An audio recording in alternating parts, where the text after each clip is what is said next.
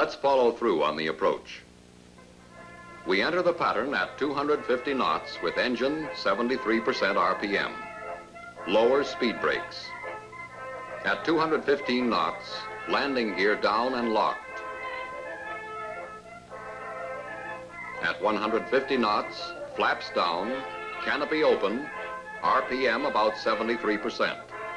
Check speed brakes up. This is a video of the F9F Panther, an American carrier-based fighter-bomber aircraft made for the United States Navy and Marine Corps. It saw service most prominently in the Korean War, where it would be the Navy's most widely used fighter, amassing over 78,000 combat sorties, primarily being utilized as a strike aircraft. It was one of the U.S. Navy's first operational jet fighters, and despite not being as famed as other contemporary U.S. aircraft, such as the F-86 Sabre, had many firsts and was praised by its pilots as well-handling, exceptionally rugged, and a defined step up from propeller-driven aircraft, among other things. On top of that, it was also the plane flown by astronauts Neil Armstrong and John Glenn, as well as Red Sox slugger Ted Williams during their time in the Navy, and in 1949 would be the first jet aircraft flown by the Blue Angels. Impressed by the capabilities of jet aircraft proven during the end of World War II, the U.S. Navy sprinted to get a jet of its own. Its first attempt came in 1946 with the McDonnell F-H Phantom, which would become the first U.S. jet to take off and land on a carrier, successfully paving the way and proving the concept of carrier-based jet aircraft. Christened the Phantom, the small size and high speed of the XFD makes it as elusive as its namesake. In appearance, the Phantom is different from conventional Navy fighters. Slender and small, with a tapering nose and tail. Only a year later, funds would be allocated from another 4-engine jet prototype for Grumman to begin developing a single-engine jet. And in 1947, the prototype of the Panther, the F9F, took flight. The aircraft was developed safely with traditional straight wings, tail, and beefy structure for which Grumman was renowned. The engine, too, was chosen with caution. U.S. models were rejected in favor of the more reliable and powerful British Rolls-Royce Nene, which developed 5,000 pounds of thrust. Later, Pratt & Whitney would obtain a license to produce this engine under the designation J42. Although in retrospect we can see how some of these design decisions would hamper the performance of the F9F, in particular its absence of swept wings, which diminishes maximum speed, to quote an article in the Smithsonian Magazine by David Noland, according to Corwin A. Corky Meyer, Grumman's chief test pilot during the 1940s and 50s, Grumman itself lagged behind the rest of the industry in jet fighters because of its long-term policy of cautious prudence in approaching all new things. One Grumman policy, for example, was to use only proven production engines for new aircraft. The somewhat less cutting-edge design of the F9F also fit an established pattern of carrier-based jet aircraft lagging behind their land-based counterparts, being hampered especially by the difficulties of landing on a short runway with the underdeveloped technology. The first flight of the F9F went off in horrendous weather in November of 1947. At its start, Myers, who tested the aircraft, put it into some stalls and found it performed well, even going so far as to say it performed like a J-3 Cub, a famous lightweight trainer aircraft and a far reach from the heavyset looks of the Panther. But soon things started to go wrong. While testing the aircraft's emergency fuel control, the engine flamed out at 33,000 feet, and it wouldn't restart. It was only just before Myers was able to make an emergency belly landing that the engine came back, allowing the plane to land safely. In another incident during testing, which at this stage was transferred to the hands of the Navy, when landing on an aircraft carrier, the entire tail of a Panther was ripped off by the sudden pull of the aircraft's tailhook catching on an arresting cable. The aircraft was otherwise fully intact, and the pilot, not aware of the predicament, started to attempt another approach, going full throttle, assuming he had simply missed the cable. Thankfully, he was alerted via radio before he did so, and Grumman later strengthened the tail attach joint. In 1949, the F9F Panther was deployed to the fleet in the form of F9F-2s, and in small numbers F9F-3s, but the aircraft wasn't without its problems. Most notably, the aircraft had a weak tailhook, which tended to bounce up and down while landing. Still, the Panther earned praise. Many observations from its pilots, generally either new recruits who went straight to the jet, or veterans who transferred over from propeller aircraft, were shared with those made by Myers. That it was nice to fly and maneuver, but they also noted that Panther's air conditioning, better radios, avionics, and the reliability of its gun system. Soon after its deployment, the F9F would be put to the test with the kickoff of the Korean War in 1950, and Panther pilots were rushed to the Navy's aerial forefront. On the morning of July 3rd, Panthers flew their first mission, securing air superiority ahead of a force of armament-laden Corsair and Skyraider planes to allow for a strike on an enemy airfield. It was during this mission they found themselves in their first combat against a few Soviet-provided North Korean piston-engine Yak-9 fighters, scrambling to engage. In the ensuing combat, Panther pilots Ensign Eldon Brown and Lieutenant Junior Grade Leonard Plog shot down 2 Yak-9s, and in doing so secured the first air-to-air kills by a Navy jet. The Panther may have also accounted for the first jet-on-jet kill. On November 9, 1950, MiG-15s from the 139th Guards Fighter Air Regiment, ordered to protect the Sinuiju bridges, were rushing off the runway. An attack conducted by U.S. Navy aircraft based on the USS Philippine Sea was underway. MiG-15 soon engaged the U.S. attack aircraft, with Captain Mikhail Grachev leading the intercept. The situation quickly devolved into a dogfight, bursting in and out of the clouds. F9F Panthers, previously providing top cover, cut through the sky to defend Corsair and Skyraider aircraft equipped for attack. In the chaos, William T. Amen, leader of the Flying Target Combat Air Patrol and commander of the VF-111 Sundowners, flying an F9F-2B, a ground attack variant of the F9F-2 with underwing hardpoints, checked his tail to find an enemy closing. Responding, Amen swung himself to face the enemy, wingman in tandem. The pilot of the MiG, Captain Grachev, on the other hand, had lost track of the Panthers, and having just finished a climb from 4,000 to 15,000 feet, was low on energy. He began yawing in an attempt to locate the Panthers, decreasing his speed and allowing Amen and his wingman, George Holloman, to close and fire upon the MiG. The MiG was hit, but not downed. Grachev shot his MiG into a vertical dive, but Amen followed suit. Both planes drove rapidly. The MiG zigzagged evasively, but Amen matched it, all while struggling to avoid reaching the Panther's terminal velocity, and with his plane shaking violently under the breakneck speeds. During this, once again, Grachev's MiG crossed his sights, and he unleashed one final barrage from his cannons. At 3,000 feet, Amen pulled out of the dive in a G-intensive maneuver and leveled at only 200 feet, but in the process lost sight of the MiG. Despite this, Holloman, who had been following along Amen, witnessed the MiG strike a hillside and explode into flames. As for the rest of the engagement, no U.S. aircraft were lost. The opposing contender for first jet-on-jet kill took place the preceding day by a P-80 in the first jet-on-jet battle of the war. The engagement also took place over the Sinuiju bridges in a similar attack, and saw First Lieutenant Russell Brown engage with a MiG-15, which he appeared to shoot down. However, an article by Dario Leone in the National Interest states, decades later it was discovered that his Russian opponent returned to base safely, as reported by Barrett Tillman and Hank von der Lugt in their book VF-11/111 Sundowners. Additionally, Soviet and U.S. records don't confirm kills claimed by either side. However, it wouldn't be until about 2 years later that the F9F had perhaps its most memorable encounter, and one which wouldn't be declassified until 40 years later. On the afternoon of November 18, 1952, 4 F9F-5 jets roared off the deck of the USS Oriskany and through the salty breeze into the biting overcast and, as some sources say, snowy skies of the Sea of Japan. On a combat air patrol near Chongjin, the jets were tasked with scouting for and protecting Task Force 77 from hostile aircraft. This mission was especially important because Soviet Il-28 jet bombers had been photographed nearby, and Task Force 77 held many valuable ships, including 3 carriers and the famous battleship USS Missouri, which the Navy didn't want to leave vulnerable. Additionally, earlier that day, planes from the USS Oriskany had been executing daily airstrikes on important strategic targets, some incredibly close to the Chinese border, further heightening tensions. While the patrol was flying, they received a report from Air Traffic Control warning about unidentified aircraft incoming from the north at around 55,000 or 40,000 feet, depending on the source. To add to the alarm, the flight lead's fuel pump warning light turned on, forcing him and his wingman to return to base. The remaining 2 Panthers, piloted by Royce Williams and David Rowland, pierced through the clouds at 15,000 feet, where they spotted 7 glistening aircraft trailing contrails far above, MiG-15s. The Panthers began to climb to 26,000 feet, when the MiG-15 split into 2 groups, one with 4 which went to the right, and the other with 3 going to the left, and began to dive.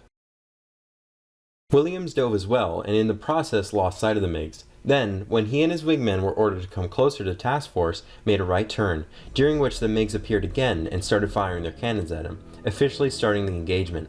Williams responded to this by, to quote himself, "I wrapped the aircraft around hard and ended up on the tail of the rearmost MiG-15, and with a salvo of 20mm rounds, set it aflame." However, his wingman, Roland's Panther's guns had jammed.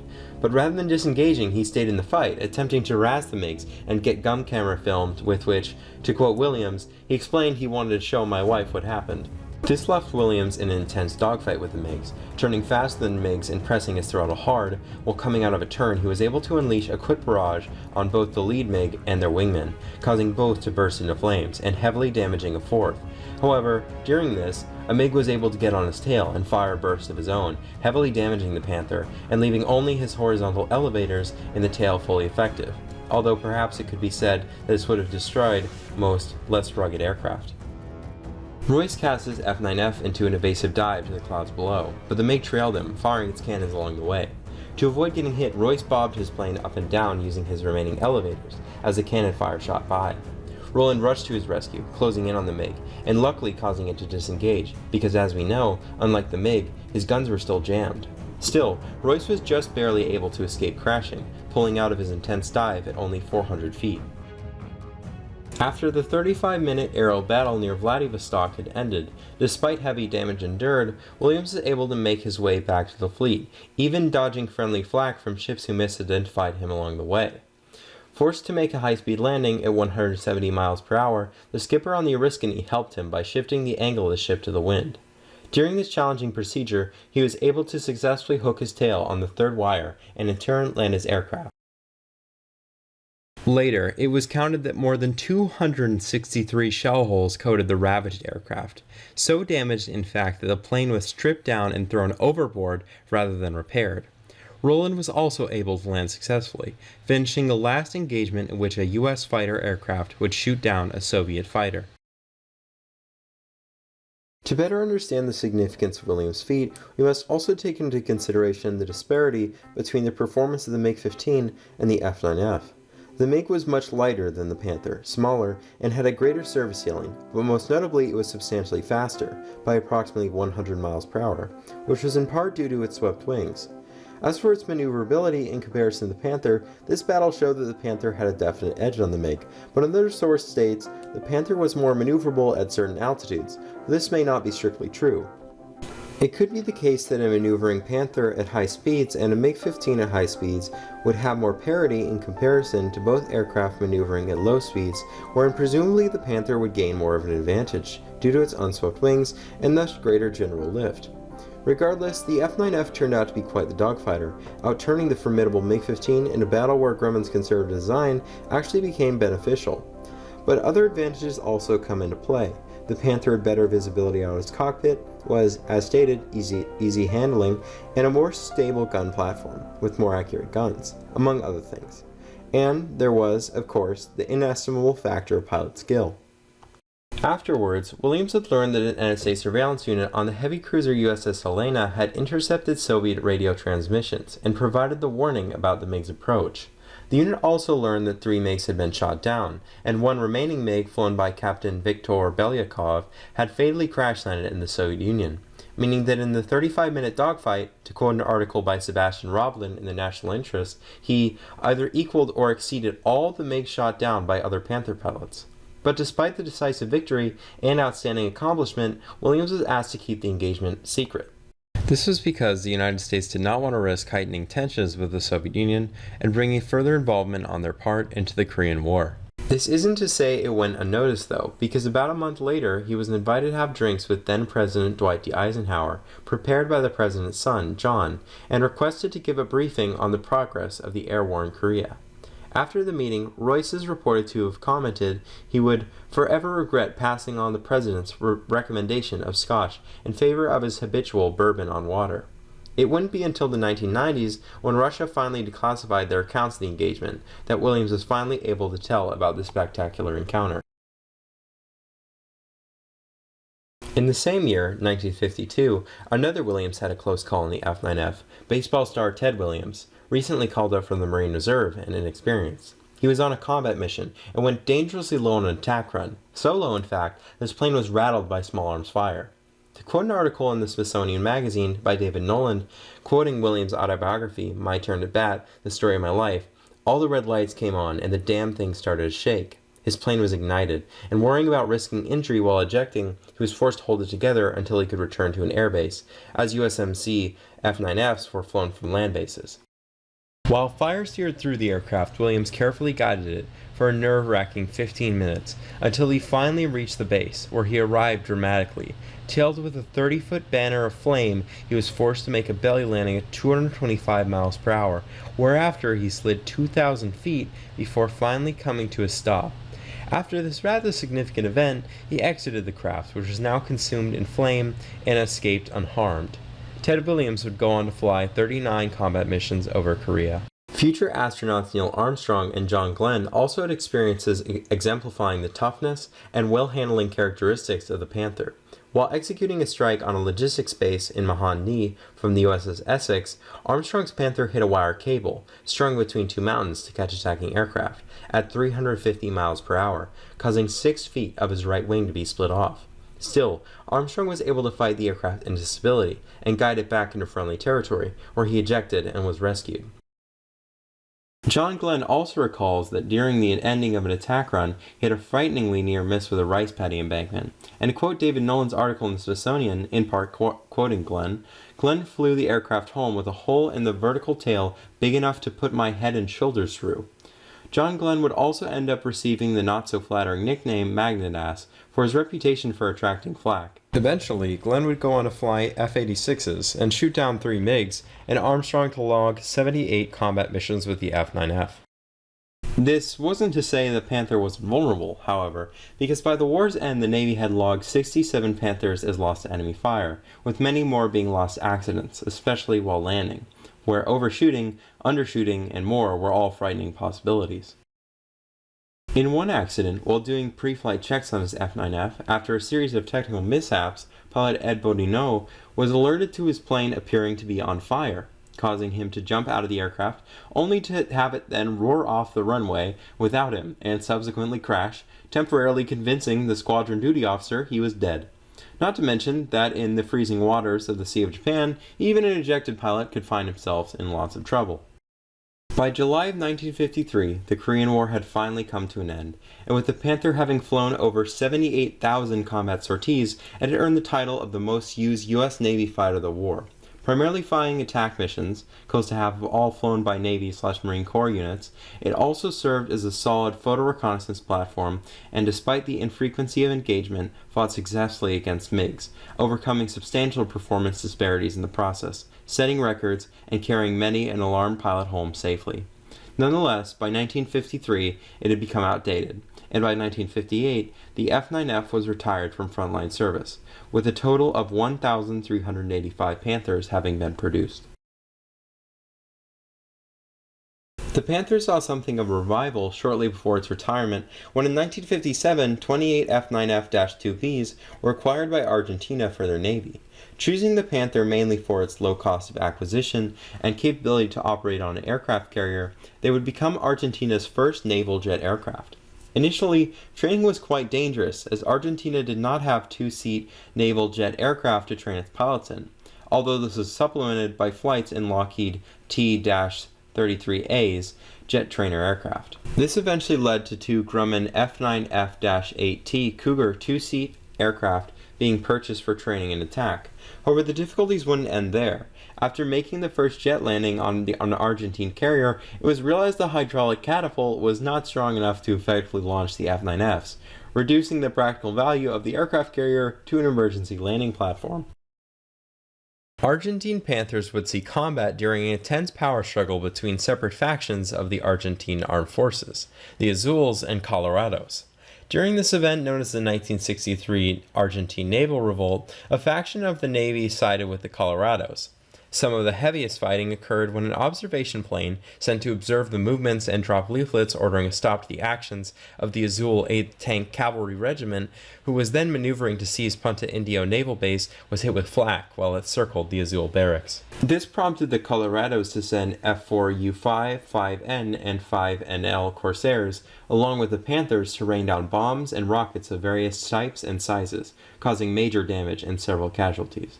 Although many of the M4 Sherman Firefly tanks used by the Azules and a truck filled with soldiers were able to retreat in the nearby mountains and take refuge, the empty barracks was destroyed by the planes. During the first day of combat, the Colorados lost 1 Corsair and 2 Panthers. According to official Navy sources, the losses were due to a mid-air collision, but Army sources indicate they were shot down by anti-aircraft fire from more than 50 tanks, 50 caliber Browning machine guns, in addition to 18 Bofors anti-aircraft guns. The chances of this are further increased due to the fact that many of the strikes from Navy aircraft were done at a very low altitude. This is because the primary weapons used were 5-inch HVAR rockets, which were, to quote the Google translated version of an article by this source, launched in a tailspin at an angle of 30 to 35 degrees. Later, on the third day of combat, an aerial attack was made on Punta Indio, which destroyed facilities and 4 Panthers on the ground, along with damaging others, leaving only 17 Panthers. Soon, the base was forced to surrender to the troops of the 10th Armored Shooter Cavalry Regiment and the 8th Tank Regiment. The Panthers would also be used in Argentine service for other conflicts, flying combat air patrols, but never engaged in combat after revolutionary events. Of all the Panther variants, the most numerous would be the F9F-5, dubbed the definitive variant by Jane's U.S. Military Aircraft Recognition Guide. It possessed a longer fuselage, larger tail, more powerful J-48 turbojet, which helped improve its level speed, and a new radar-ranging gun sight. Its prototype first flew on December 21, 1949, and production aircraft began being delivered November 5, 1950. Deliveries of the variant finished January 13, 1953, with a total of 616 aircraft built. Other variants included the F9F-2, the more numerous, with 567 being built, and better regarded of the initial production models. The other model being the F9F-3, which possessed the Allison J33-A8 engine, and were converted from February 1950 onward into F9F-2s, once the engine was determined to be unreliable. The F9F-2B was a variant of the F9F-2 with hardpoints for ground attack. The F9F-4 possessed the Allison J33A16 engine, and although some were produced for the U.S. Marine Corps, most were finished as F9F-5s. The F9F-5P was an unarmed foot reconnaissance variant of the F9F-5, which was delivered between October 25, 1951 and August 11, 1952, and whose numbers totaled 36. And finally, the F9F-5KD, which were conversions of the Panther after it was withdrawn from operational service, into target drones or drone control aircraft. Later, in 1962, these were redesignated DF-9E. One very interesting experimental Panther was the F9F-3 Baru number 122562. This Panther possessed an Emerson turret in its nose which allowed the pilot to aim the 4 guns of the Panther in any forward direction he needed for firing. Capable of rotating 360 degrees and 20 degrees behind the vertical, Corky Meyer said of it in his flight journal, "Several of our pilots and I evaluated it. Although it was fun to fly in formation with another aircraft and fun to shoot it down, we couldn't determine just how any pilot could aim it with much accuracy. It also increased the Panther's empty weight by several hundred pounds. It was further evaluated at NATC Patuxent with the same conclusion and was never heard about again." Although, tragically, very little information seems to be available on this craft, an article by Tommy H. Thomason in Tailhook Topics adds, "The craft was designed to allow intercepting bombers from unconventional approach angles with ease. The pilot was provided with a radar, which allowed him to use the radar within the turret to lock onto a bomber, whereupon the fire control system would aim the guns and the pilot would pull the trigger." The successor to the Panther would be a kind of variant of the aircraft, sporting new swept wings, accompanying structural modifications, and a more powerful engine. The fighter would be called the F9F-6 Cougar. By its end, the Grumman F9F Panther had served well, exceeding expectations and acting as a workhorse of the Navy and Marine Corps throughout the Korean War. It proved to be a tough, well-handling, maneuverable, and lethal aircraft, albeit lacking in performance compared to some of its contemporaries. It also helped pave the way for naval jet fighter aircraft, being one of the first examples to see large-scale combat. It even became the foundation for the next jet aircraft the Navy would adopt, and in doing so became the progenitor of the iconic jet series of Grumman Cats.